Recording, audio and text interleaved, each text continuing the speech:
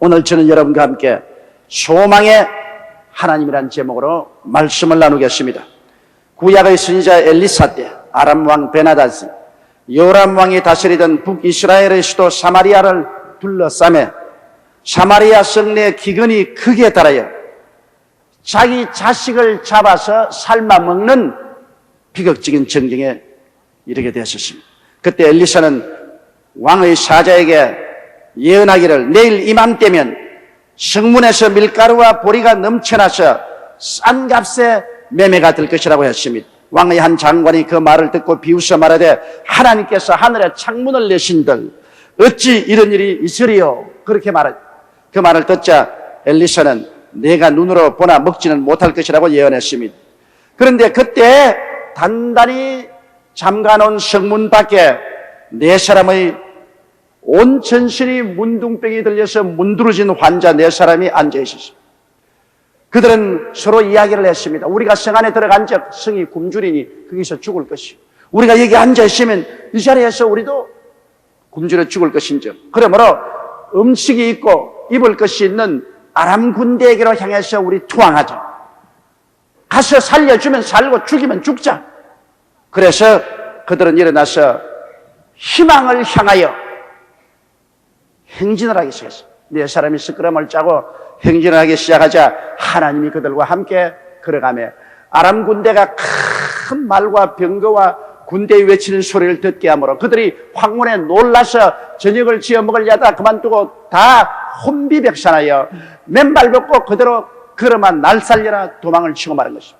문둥이들이 진에 도착해보니 군인들은 온데간데 없고 어지러운 신발과 의복만 흩어져 있고 그리고 천막에 들어가니 은과 금과 먹을 것이 잔뜩 있습니다. 잔뜩 먹고 숨기고 감추고 그 다음 이 사실을 성에 보고하며 성에서 와서 조사해보니 사실 그런지라 성문을 새기며 온 시민이 다 나와서 아람진을 약탈하며 얼마나 밀가루와 보리가 넘쳐났던지 성문에서 헐값으로 매매가 되었습니다. 그러나 그 장관은 군중들을 통제하다가 밟혀서 보기는 보아도 먹지는 못하고 죽어버리고 말한 것입니다.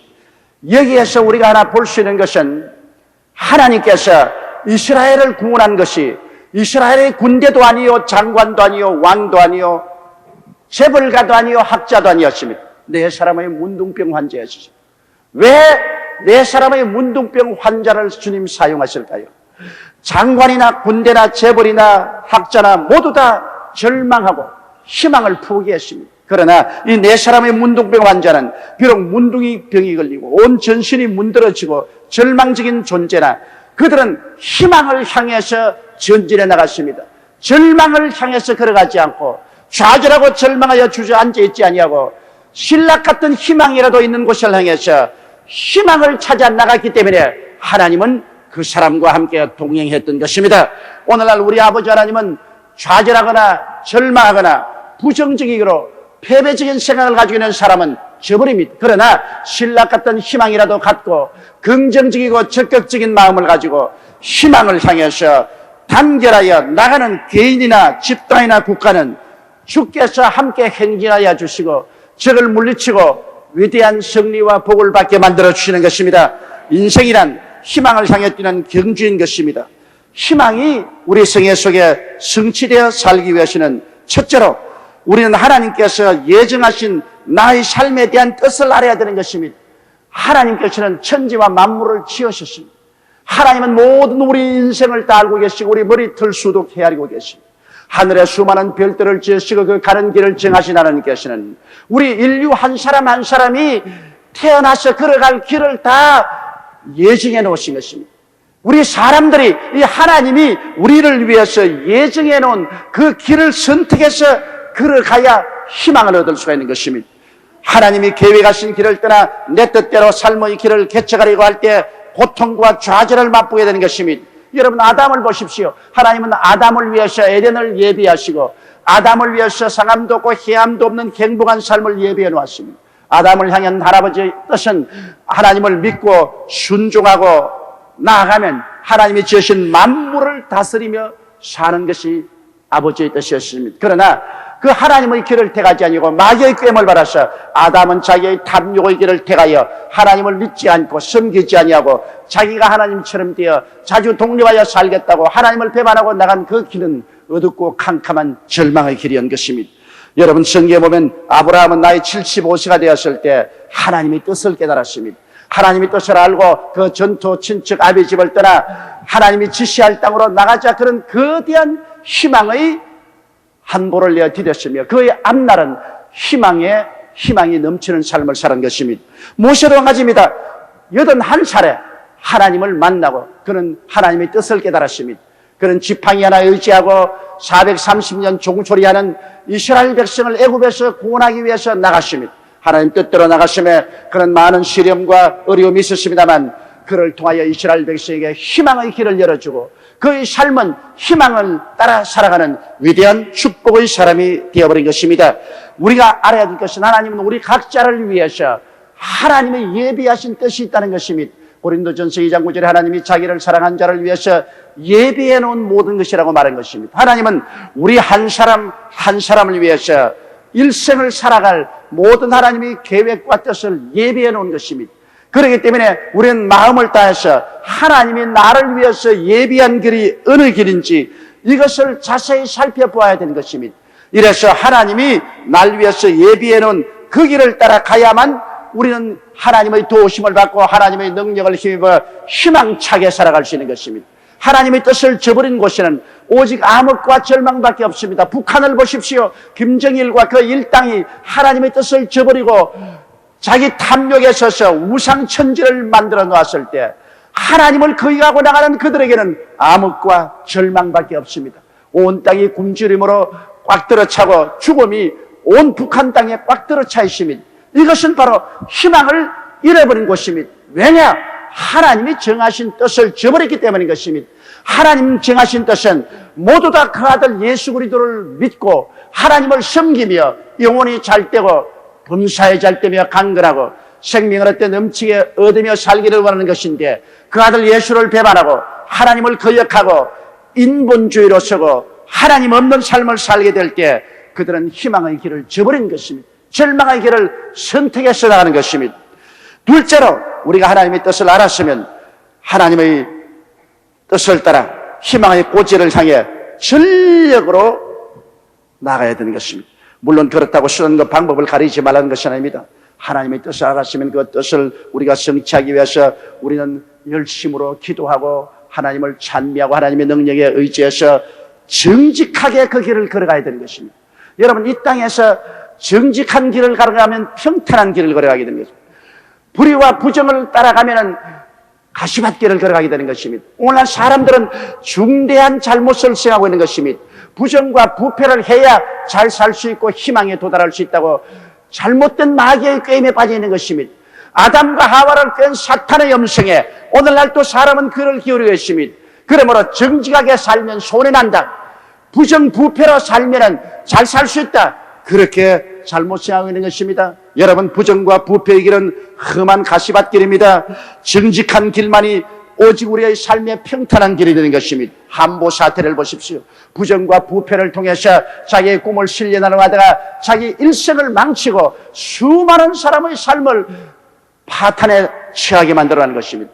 이 부정직의 길이 바로 파탄의 길이요, 정직의 길이 평탄의 길이라는 것을 알고 우리가 희망을 달성하고 나갈 때 정직의 길을 택해야 되는 것입니다.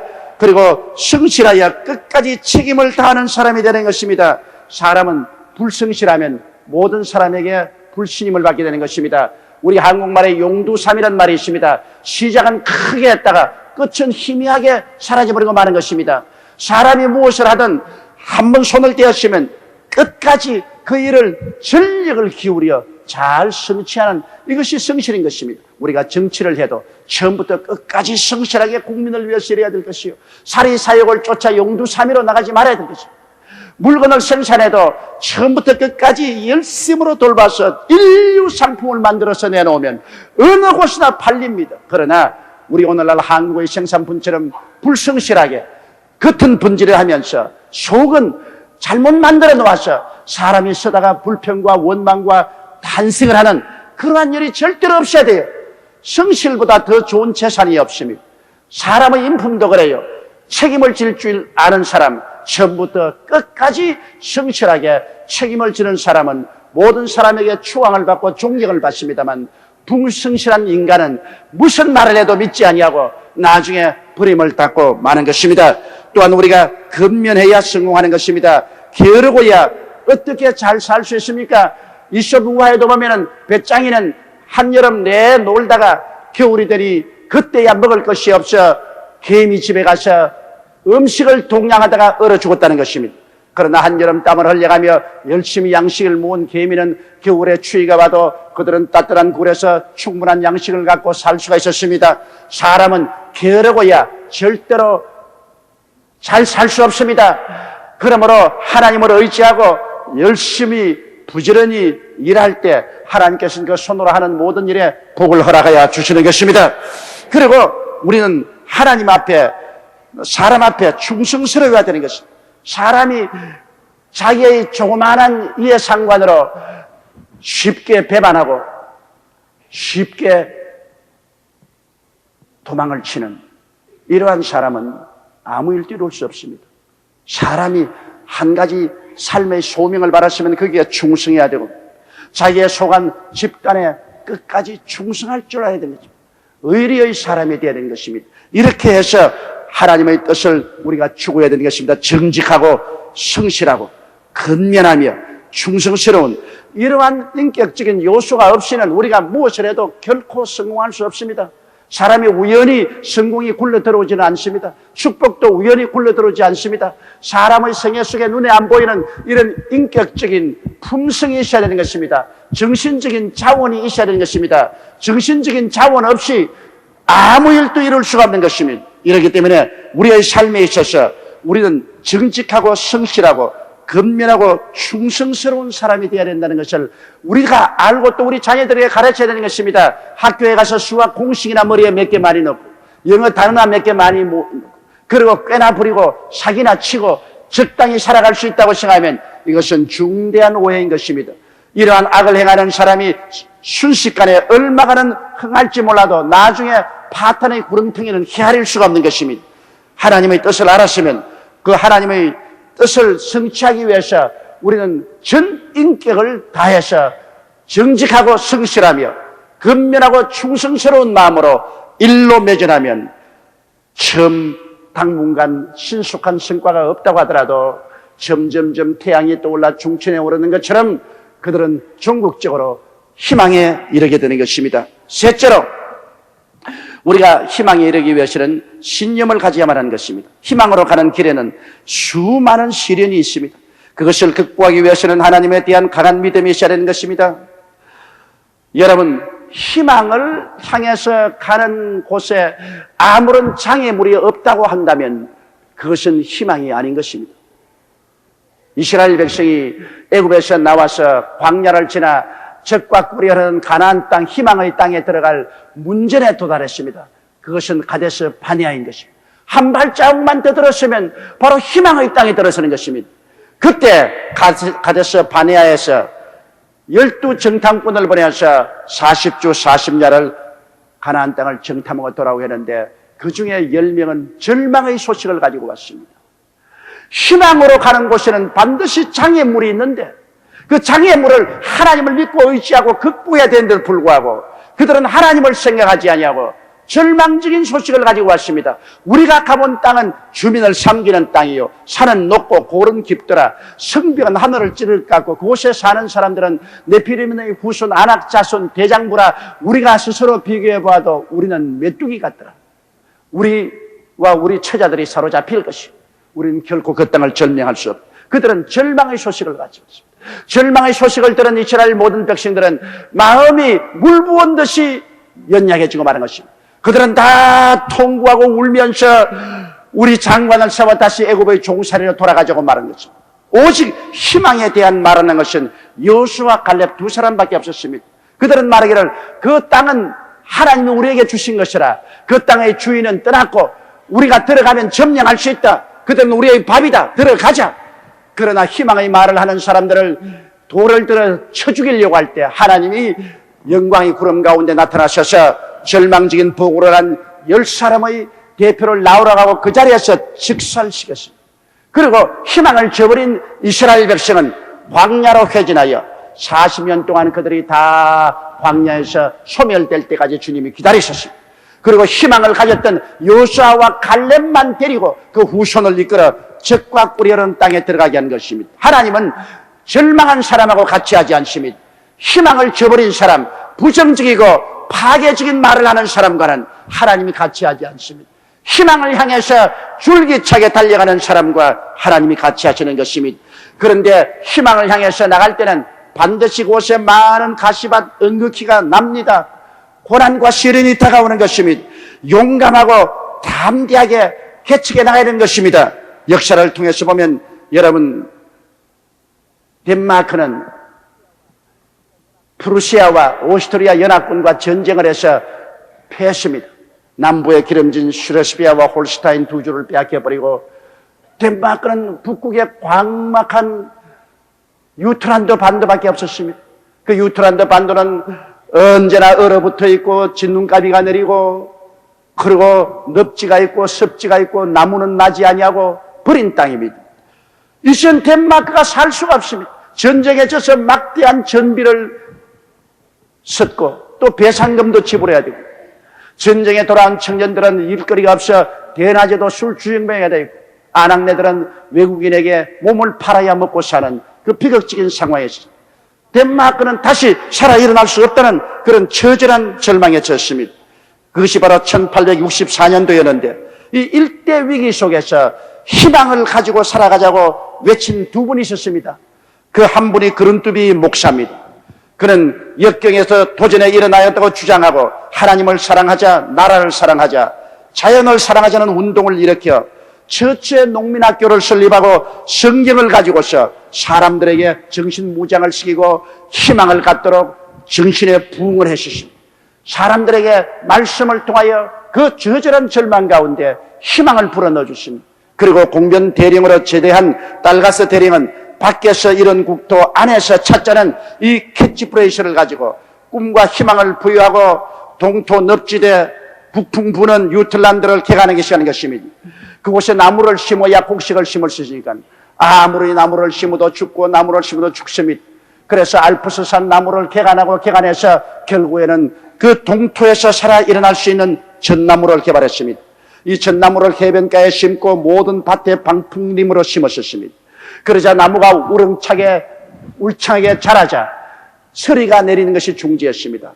얼음이 얼지 않았습니다. 바람을 막았습니다. 그 땅에 늪에 물을 퍼헤치고 그리고 그걸 옥토로 개간해서 농사를 짓기 시작했습니다.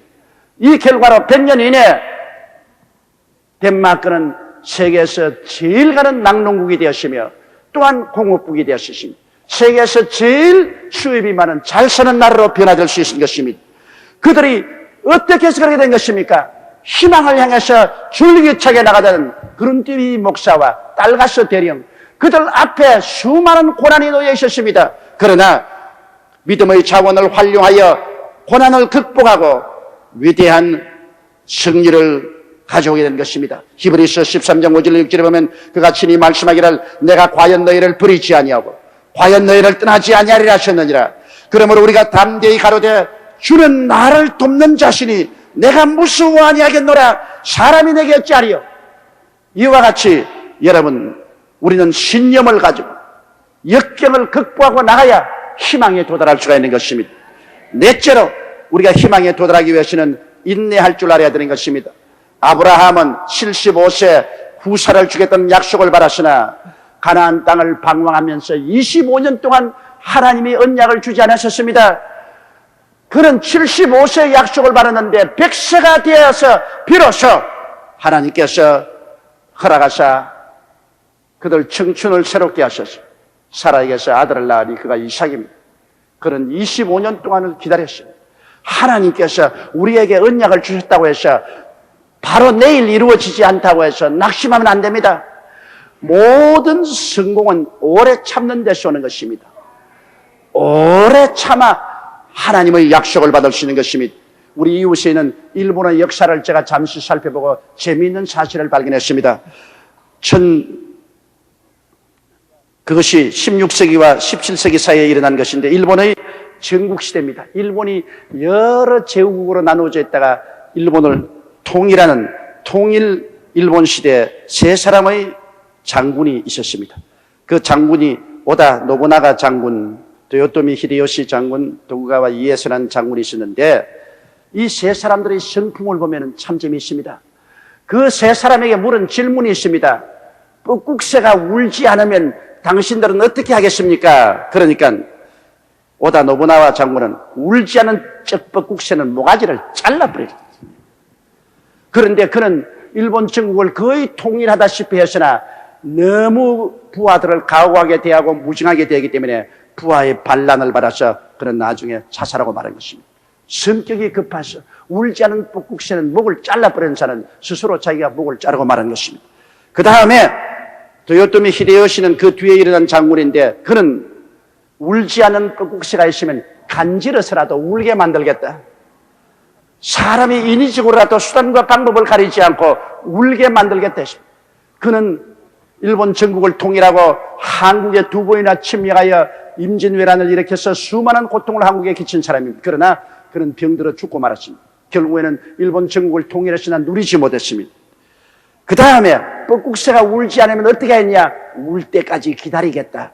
그것이 도쿠가와 이에스인데 이 도쿠가와 이에스는 일본 전국을 통일하고 300년 동안 막부 정권을 세워서 일본을 번창케 한 사람인 것입니다. 세 사람의 장군이지만은 뻐꾹새가 울지 않으면 목을 잘라버리겠다.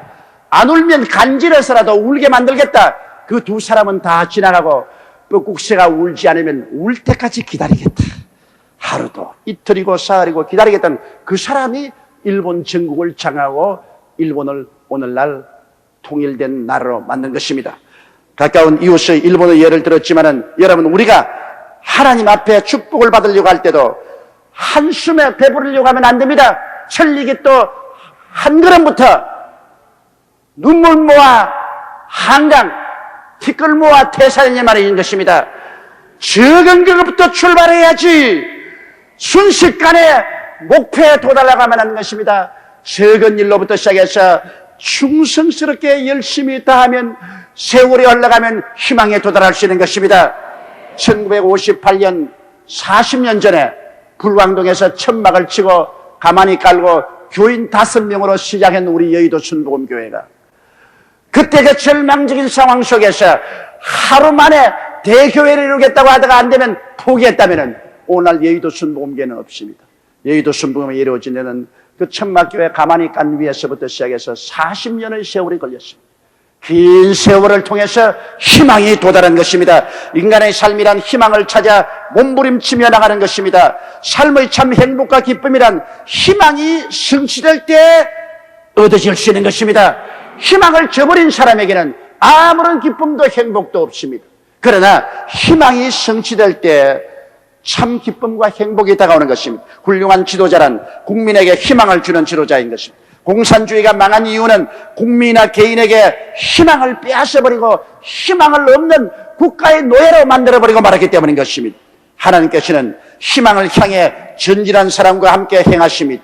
그런데 우리에게 다가오는 많은 절망과 좌절은 더 큰 희망의 문이 열리는 곳입니다. 다시 말하면 절망은 더 큰 희망이 태어나는 산실이라는 것을 알고 절망이 다가올 때 주저앉지 말고 그곳에서 빛이 오는 희망의 빛을 찾아야만 할 것입니다.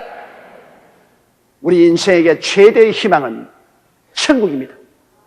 내가 곧 길이요 진리요 생명이니 나로 말미암 자는 아버지께로 올 자가 없다고 하신 예수님의 말씀대로 십자가에 못 박여 몸을 찢고 피를 흘려 우리 죄를 사하시고 우리와 하나님 사이를 화목케 하시고 천당문을 열어놓은 예수 그리스도가 우리 인류에 있어서의 최대의 희망인 것입니다. 이 예수를 모신 사람은 마음속에 이 세상이 아무리 어둡고 캄캄하고 고통스러워도 희망의 빛이 사라지지 않습니다. 영원을 향한 희망의 빗줄기가 비추는 것입니다. 우리가 죽음이 다가와도 우리는 희망을 버리지 않은 것은 예수 안에 영생이 있고 천국이 있기 때문인 것입니다. 너희는 마음에 근심하지 말라. 하나님을 믿으니 또 나를 믿어라. 내 아버지 집에 있을 곳이 많도다. 그렇지 않으면 너에게 일렀으리라. 내가 너희를 위하여 처소를 예비하러 가느니 가서 처소를 예비하면 다시 와서 나 있는 곳에 너희도 함께 있게 하시리라. 천국은 영원한 희망의 조수입니다. 그는 세월이 흘러가고 또 흘러가고 영겁의 세월이 흘러가도 천국에는 희망이 넘치는 곳입니다. 희망이 넘치는 곳이기 때문에 기쁨도 넘치고 행복도 넘치는 것이 바로 천국인 것입니다. 다 같이 고개 숙여 기도드리겠습니다. 거룩하시고 영광스러우신 우리 아버지 하나님, 사람이 이 세상에 살 때 희망을 잃어버리면 하나님도 잃어버리고 하나님께 버림을 받고 맙니다. 내 아버지, 북한은 지금 동토 희망을 잃어버린 땅입니다. 국민들이 희망을 잃어버렸습니다. 그들은 오직 죽음과 슬픔과 절망밖에 없습니다. 그러나 이 대한민국 땅에는 희망이 있습니다. 내일은 오늘보다, 다음 달은 금번들보다, 명년은 금년보다 나아질 희망이 있습니다. 더구나 우리는 예수를 믿고 하나님을 섬기며 넘치는 희망을 가지고 있음을 감사합니다. 아버지, 우리 모든 성도들이 결단코 희망을 저버리지 말게 도와주시옵소서. 비록 내 사람의 문둥이가 절망에 앉아 있을지라도 희망의 빛을 향하여 나아갈 때 하나님이 같이 하신 것처럼 아버지, 우리가 희망을 향하셔 긍정적이고 적극적이고 창조적인 마음을 가지고 멀리 바라보고 나아갈 때 하나님이 우리와 함께 하심으로 우리 가운데 위대한 성취가 이루어질 것이옵니다.